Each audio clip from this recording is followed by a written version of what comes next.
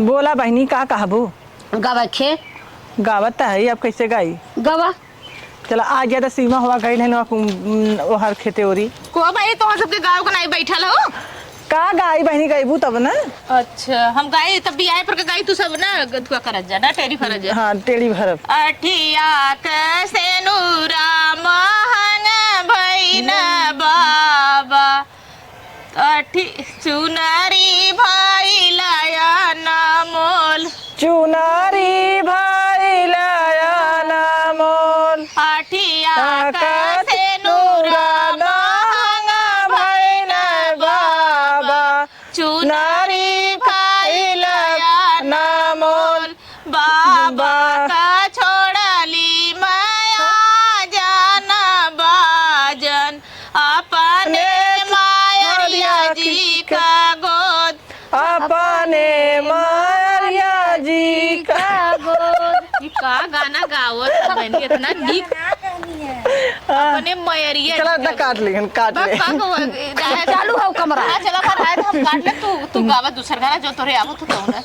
इतना इकुल बहुत मस्त गाना रहा लेकिन तू ना गा पाईबा इनके बस खाली अड़ुआ भड़ुआ कहते तो गई है लड़वा लेसुन कहते तो तेज से गई है इन्हें बड़ाई आंटी जी आज हमारा दिमाग खराब हो सही भाई तू उलझन में आए कहे कि जाए गाय लगाओ टोपी वाला गा चीप सा सिर पर टोपी वाला गाता तू गा ले अरे सिर पे टोपी बगल बांध माले टरी गई हो नाना दी।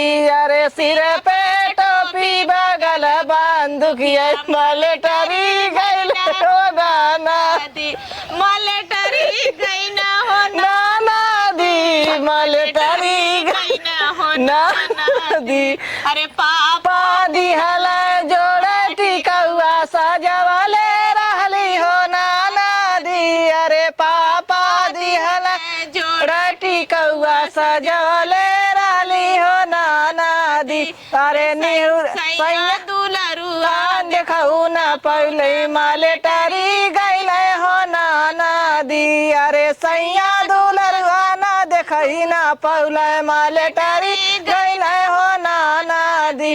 अरे निहुरा निहुरा बांधुखिया चला मैं कर जवा दल कह हो नाना दी। अरे निहुरा निहुरा बांधुखिया चला मैं कर जवा दल कह हो नाना दी। कर जावा दल कह हो नाना दी। कर जवा दल कह हो नाना दी। टूट गया तो आज ना बन पाई आंटी जी एक वीडियो ऐसा ना भागा मत कर चला नहीं धड़किया तो भगत जा बना एक से बाप रे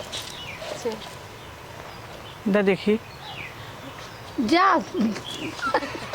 आज भी इतना सही है बक दिमाग खराब है तो काम है का काज